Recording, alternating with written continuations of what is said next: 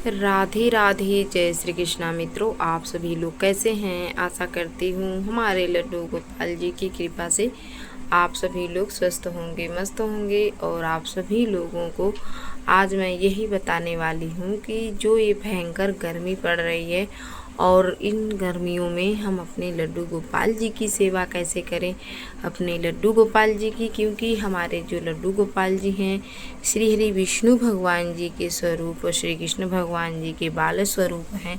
तो हमें इनकी कैसी सेवा करनी चाहिए और कैसे देखभाल करना चाहिए। दोस्तों आइए बने रहिएगा पूरी वीडियो में, जब भी आप सभी लोगों को पूरा पूजा विधि समझ में आएगी, पूरी विधि समझ में आएगी। दोस्तों सबसे पहले तो मैं आप सभी को ये बता दूं कि जो भयंकर गर्मी पड़ रही है, हमें गर्मियों में अपने लड्डू गोपाल जी की विशेष ध्यान देना होता है। समय पे पानी, समय से भोजन, समय से नाश्ता, समय से दूध, समय से उठाना सुलाना, हर एक बात का हमें बहुत ध्यान देना होता है बारीकी से।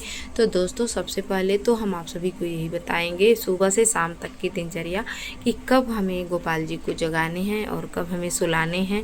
तो दोस्तों सबसे पहले तो आप सूर्योदय से पहले जागें। रोज़ गर्मियों में रोज़ जग जाएं, क्योंकि आजकल तो गर्मियों के मौसम में तो सूर्योदय भी बहुत जल्दी हो जाता है। तो हमें सूर्योदय से कम पहले जाग जाने हैं, बिस्तर छोड़ देने हैं। रोज़ की तरह हमें दैनिक दिनचर्या से निवृत्त होने के उपरांत हमें स्नान कर लेने हैं। स्नान करने के बाद हमें अपने गोपाल जी को इनके बिस्तर से जगाना है। बिस्तर से जगा लें, स्नान करने के बाद गोपाल जी के बिस्तर से उठा लें। और जैसे मान लीजिए गर्मियों के मौसम में बहुत से ये लोगों के घरों में देखा जाता है कि बहुत से लोगों के घरों में मच्छर भी लगते हैं, बहुत से लोगों के घरों पे नहीं लगते हैं। तो जिनके घरों में अगर मच्छर लगते हों तो आप अगर अपने मच्छरदानी लगा रहे हैं तो भगवान को भी मच्छरदानी ज़रूर लगाएं, क्योंकि आप मच्छरदानी में सोते हैं, गोपाल जी को मच्छरदानी में न सुलाएं तो ये गलत हो जाता है। क्योंकि आपको तो मच्छर लग रहे हैं, भगवान को क्या नहीं लगते हैं, भगवान जी को भी लगते हैं मच्छर। तो इन्हें भी हमें मच्छरदानी में सुलाना चाहिए दोस्तों। और इन्हें फिर जगा लें। इसके बाद फिर इनको आसन पे विराजमान कराएं। थोड़ा सा इन्हें सादा जल दें।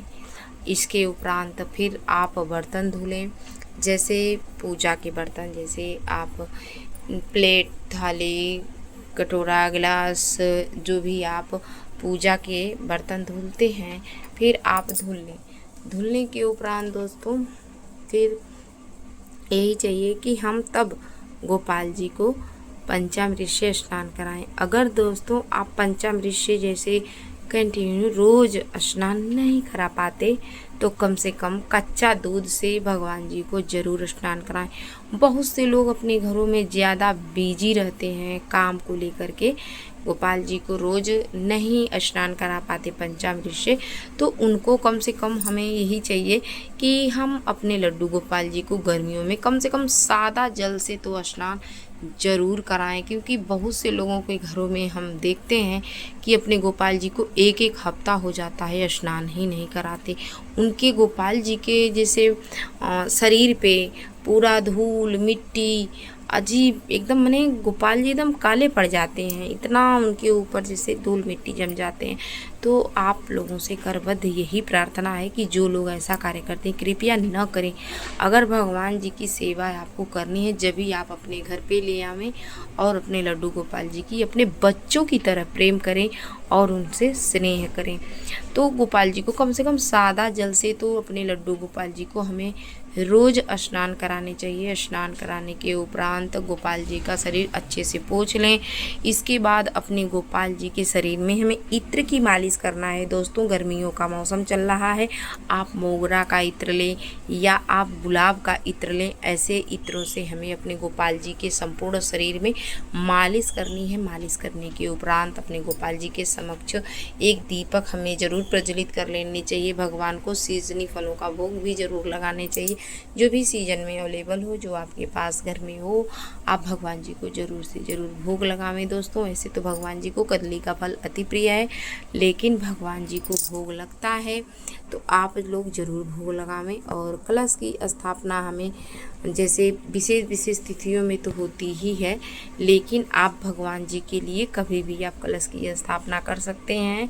और गर्मियों का मौसम चल रहा है, आप वैसे चाहें तो आप हमेशा कलश की स्थापना कर सकते हैं। कलश स्थापना में हमें ज़्यादा खर्च भी नहीं आते हैं, तो हमें कलश की स्थापना करके अगर हम नित्य भगवान जी की पूजा पाठ कर रहे हैं तो इससे बहुत ही घर में बरकत होती है दोस्तों। तो इस बात का हमें विशेष ध्यान देना चाहिए। गर्मियों के मौसम में सुबह हमें भगवान जी को स्नान कराने के बाद इन्हें फल का नाश्ता ज़रूर देना चाहिए। फिर माखन मिश्री 9 बजे के आसपास दोपहर में हमें इनको भोजन खिलाना चाहिए, जो भी आप बना पाएँ। फिर शाम के टाइम फल फ्रूट हम भगवान जी को ज़रूर दें, दूध दें। फिर इसके बाद शाम का भोजन करा करके जो भी आप बनावें भगवान जी को, तो ऐसे 56 भोग लगते हैं, जो भी जितना भी आप बना पाएँ भगवान जी को नैवेद्य के रूप में भोग लगा के और इन्हें पवाएं। फिर वही भोग स्वयं ग्रहण करें और इसके बाद ही भगवान जी को शयन कराएं। तो ऐसे ही हमें पूजा पाठ करनी है दोस्तों। आप सभी लोगों को हमारी ये वीडियो कैसी लगी? अगर ये वीडियो आप सभी लोगों को थोड़ा भी यूजफुल हो और आप लोगों के थोड़ा भी अच्छा लगे तो लाइक सब्सक्राइब करना ना भूलें। प्यारा सा कमेंट लिखकर ज़रूर बताएं दोस्तों कि आप सभी लोगों को हमारी ये वीडियो कैसी लगी। और भी तीज त्यौहार की जानकारी प्राप्त करने के लिए हमारे किशन कन्या ब्लॉग चैनल को लाइक करें, सब्सक्राइब करें, ताकि हमारे आने वाली वीडियो की नोटिफिकेशन आप तक पहुँच सके। राधे राधे, जय श्री कृष्णा।